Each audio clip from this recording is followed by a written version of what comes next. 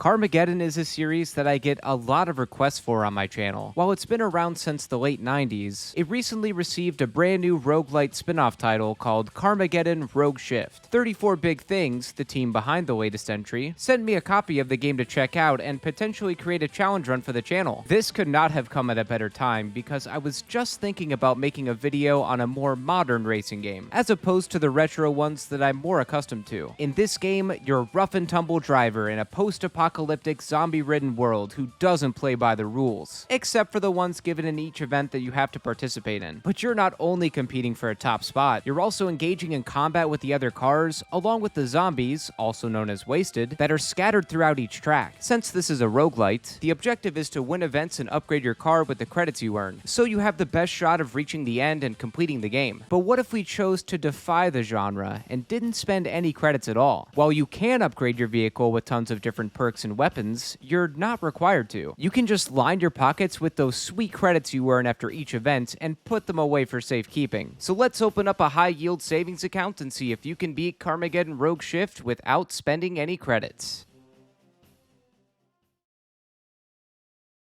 Before we begin, I'll explain the rules that I've set for myself, along with some exceptions. I won't be spending any credits during every new game playthrough, but have allowed myself to unlock and use any cars I want. To explain, cars can be unlocked with B coins that you earn after each run, so they don't really count towards the credit spending in the main game. That being said, I made a little oopsie while deep into my attempts that I wanted to let you all know about before we continue, since you deserve full transparency. My original intent was to have as minimal assistance as possible for a bare-bones challenge run, and to unlock more cars, you have to spend a certain amount of B coins in the shop before they become available. As I was offline grinding more cars, I wasn't paying attention and accidentally unlocked a permanent 30% health upgrade bonus. Now, this didn't happen until I was roughly over 15 hours of gameplay, so the majority of my runs didn't have this unlocked. But you may be asking, Ray, why don't you reset completely and start from the beginning? And truly, I would have, but that extra health, while positive, truly didn't make a difference after unlocking it, and I believed that it wasn't worth throwing away all the work I had put into up to that point. It'll make more sense later on in the video, but for now, you'll just have to take my word for it. I hope you understand. If not, go ahead and grab some tomatoes over by Mr. Krabs Salad Bar. Since I had already logged in some time before settling on this challenge and had a few cars unlocked, I chose to start with Firecracker because I have guts and skills. Its perk also gives you a more powerful boost in ammo clip after every 7th one used, which I thought would be useful. For the first event, we have a death race at Thunderhill Park, where you have to place in 3rd or higher to move on. This will be the standard for most events. Right as we began, I wasted no time trying to take out my opponents. Those side bash attacks are so satisfying to hit when you find the sweet spot. One thing I particularly like about Firecracker is that it's equipped with a rocket launcher, which makes it easy to get the competition out of the way. Throughout the tracks, there's wrenches that'll repair your car and ammo for your weapon. The wasted are scattered all throughout too, and as you send them to Ragdoll Hell, your boost meter will gradually increase and can be used when it's full. There's also special wasted that will try and attack you and do heavy damage, so it's good to be cautious around them if you don't have any ammo to take them out. Alongside other racers, you'll find enforcers that will drive around. They're basically cannon fodder for health and ammo, but you'll want to keep an extra eye out on their names. Same for the main drivers too. The first event is usually one to get your feet wet, so I had no trouble placing in first and carrying on.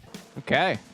Off to a good start. Look at all those sweet credits to be saved for my future child's college fund. After the race, I checked out the workshop to do a little window shopping. The very first workshop, let's browse their wares. We can't see those, but oh, what wonderful things. Wonderful things. And moved on to the construction yard. This one is a bit more chaotic with the wrecking ball swinging around. They can get you if you're not careful. After the first lap, I ended up so far ahead of the others that I won no contest. With that win, the paths branch out, and I can either play it safe with a normal event, or I can choose the elite one, where I have to place in first to win, but the payouts are higher. The choice was obvious, and my first elite event was held in the sawmill. And there, I thought it'd be a good idea to slam into a wall within the first 15 seconds of the race. Okay. That was my fault. I do like how that wasted fella flew about like it was the one driving. Always wear your safety belts, folks. This is where the respawn feature comes in handy. Sometimes you might find yourself in a tough spot, but you can respawn and fix your position back on the track. Thanks to Firecracker's great acceleration, I was quick to catch up to Autoscum Nora in first place, but I wouldn't be behind her for long. All right, here we go. Watch this. Like this. Boom. But I wouldn't be behind her for long. Boom. Boom, Tetris for Jeff. Taking out Nora gave me a safe clearance for first, and I took my win and hard-earned credits to the workshop.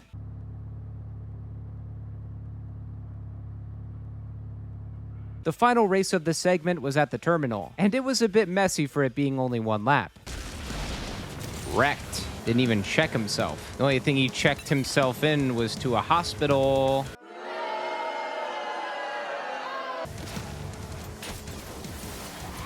Oh, Mr. Officer, please! Don't worry, guys. His goose is cooked. Oh. Well, the race was already over, but it was cooked anyway. But after completing it, we get to challenge the first randomized boss, which turns out to be Berserker. I have 5 minutes to attack Berserker and destroy it to advance. Without extra perks or weapon upgrades, this isn't the simplest task.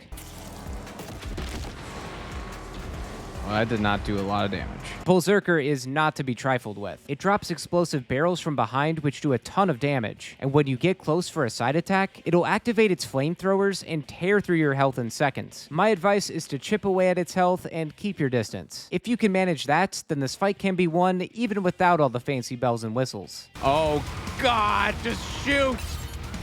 Oh, I really don't have any time now. Okay, woo!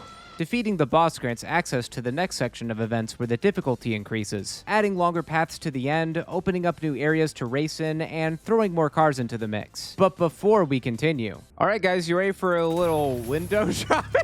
It's also worth mentioning that window shopping at the mechanic will actually give you some health back, all completely free. I chose the Wasteland for my first race and quickly sought out some wrenches because my car was running on fumes. I brought my health back up to nearly full until I got hit with the laser. Ow, that hurts, please. Even though I was hurting, I minded my business and kept on racing. Near the end of the last lap, I was in first, but still in pain. Thankfully, there was a deal on repairs right by the finish line that I was more than happy to take advantage of. After passing by the workshop, I had a choice to make. I could race at the terminal, or I could take a survival quest and try to survive for 2 laps against the hordes of the damned. I chose to race, and that unfortunately would lead to nothing good. Everything is okay. Don't worry. Nice, see? I told you. You're worried about me, you had no reason to. Oh my God, what happened to my health? Oh dear. Yeah, if you're not careful, your health can be there and gone in seconds. It is a death race after all. I got back into the firecracker for another go and made it a little further than I did last time, but timed out due to lack of sustenance yet again. This wasn't quite working out, and I wanted to try some new cars to see if they made a difference. I didn't quite find my match among the small selection that I had available to me, but through trial and error, I earned enough beat coins to unlock the Hawk GT. It's got rear-wheel drive, kinda like another car I know, along with a powerful shotgun and a great perk well suited for this challenge called Meat Shield, where your defense increases slightly for every wasted you kill. The extra defense sounded like a great deal, and with Hawk GT, I quickly got past the first section of the run, and for the first time, I made it to the end of the second section with the boss fight against Chief Big Gun and the Wastehead. This fight is similar to Berserker, with the Chief dumping barrels and slamming into you, and Wastehead driving fast while launching green explosive attacks. Unfortunately, while my defense was alright, my attack power just wasn't up to the challenge to bring these guys to justice. So this was yet another run lost. Even so, this was the best I had done so far, and I felt like the Hawk was my ticket to getting out of this post-apocalyptic world. But if I was going to have any chance to make it further, it was clear that I needed to do some more damage. Side attacks in the right spot will do a decent amount, but if my health gets too low, I'm kinda asking to get blown up. And since I can't spend any credits to upgrade my car, I'm putting myself in a bit of a pickle. Fortunately, there's this one weird trick that workshops and arm dealers hate: the scavenge hunt. By the second segment, if you can make it to this crowbar, you have a chance at obtaining some loot from these storage crates. You can find credits, beat coins, a golden ticket that will let you pass an event if you fail, and yes, weapon upgrades and perks can be unlocked, all at the cost of nothing. But if you catch the gambling bug and pick the wrong crates, then this will happen.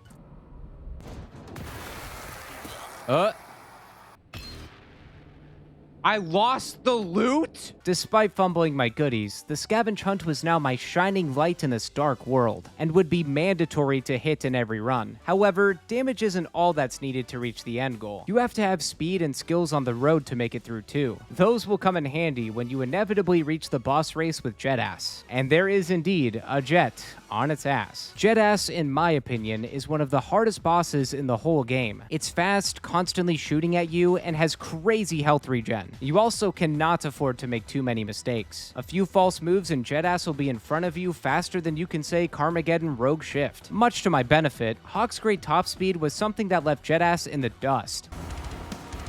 That should be good.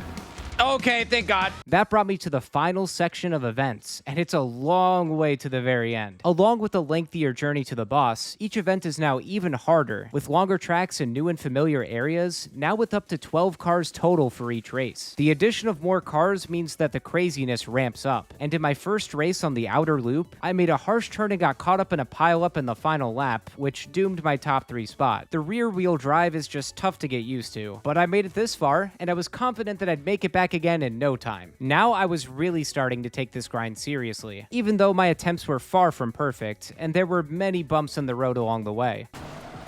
Alright, that was cool. My rear wheel drive didn't like it, but it was cool. Ow.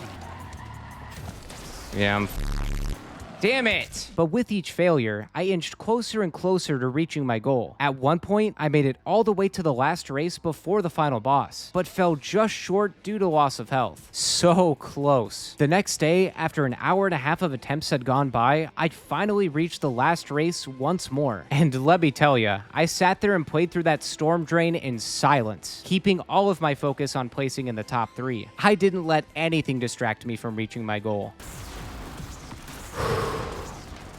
Now, I may not seem too stoked based on my facial expression here, and that's because I was nervous of what was to come since it took me so long to get to this point. But it was finally here, and I could finally see what was in store for me at the final boss.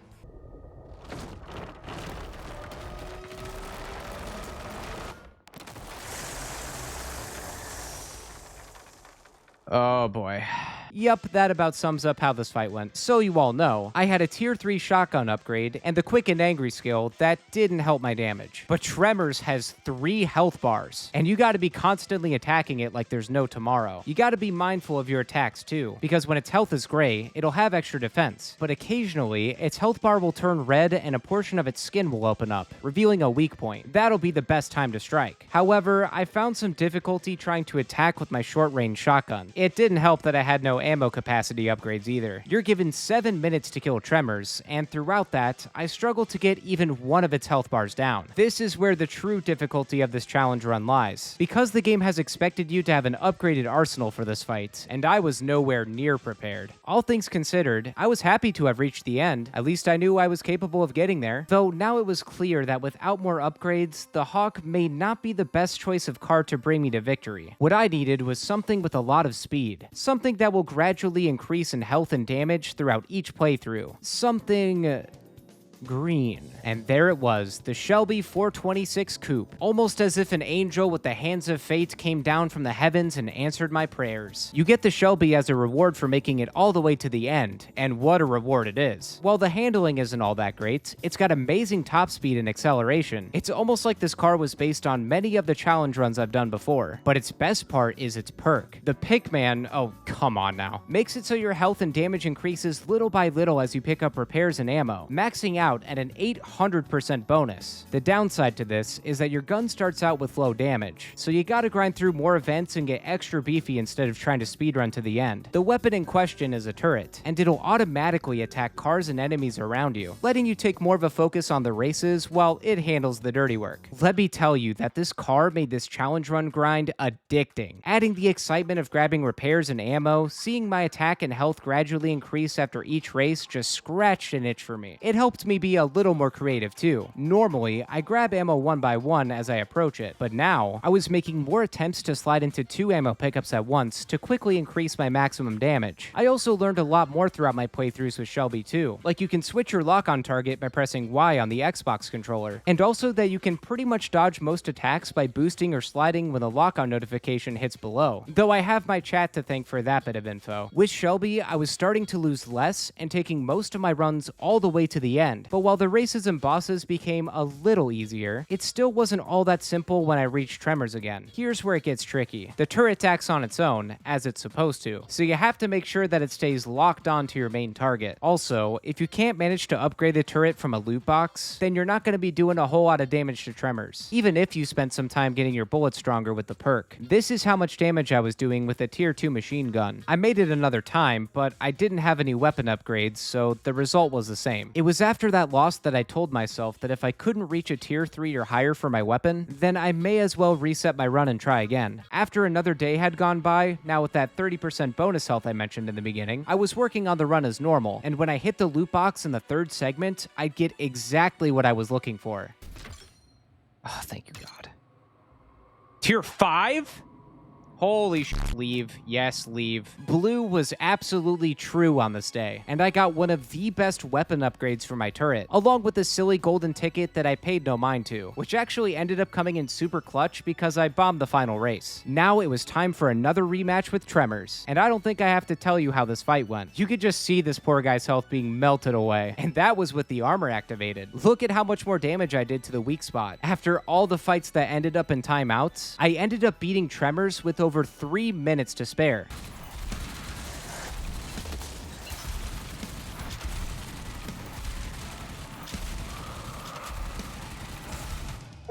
That's it. It crashed. I'm not kidding. Well, that is certainly an end to an otherwise wild challenge run. I feel like this is some sort of divine punishment for not playing the game as originally intended. It's no biggie though, these things happen. But Tremors was defeated, and I proved that you can technically beat Carmageddon Rogue Shift without spending any credits. As a reward for my hard work, and to see the final cutscene play out, I decided to do one more run, this time spending all of the credits I could. And I'll just say this, it was a fun ride.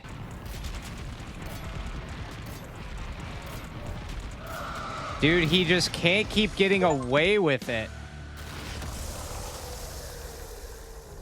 Thank you all so much for watching, and a very special thanks to 34 Big Things for supporting this channel and allowing me to create and showcase this challenge. To give my honest opinions on this game, it's simply amazing, especially once you actually get some upgrades on your cars. The gameplay is smooth, each run is fun and competitive, and the soundtrack takes me back to my high school days with its metal instrumentals. Carmageddon Rogue Shift was awesome to play through, and I highly recommend it if you're into roguelites and racing games. If you liked what you saw, you can find a link in the description to snag a copy for yourself. Now, as for the challenge run, oh my goodness, it was hard. If not for the free loot, I'm not sure if this would even be doable. You gotta have a lot of damage by the time you reach the 3rd segment of the game, which is why I wasn't so worried about the extra health upgrade, especially when Shelby can stack it to the heavens already. But if you think you have the chops to do this, especially without the health bonus, I'd love to see it happen. Be sure to hit the like button if you enjoyed this video. Also, I stream all of my challenge runs live on my Twitch channel and here on YouTube. If you'd like to check that out, be sure to subscribe or follow me on Twitch. The link to my Twitch channel, along with links to my other social media accounts, can be found in the description. If there's a challenge run you'd like to see, you can also check out the description for a direct link where you can submit your ideas. Thanks again for watching, everyone. See you in the next video.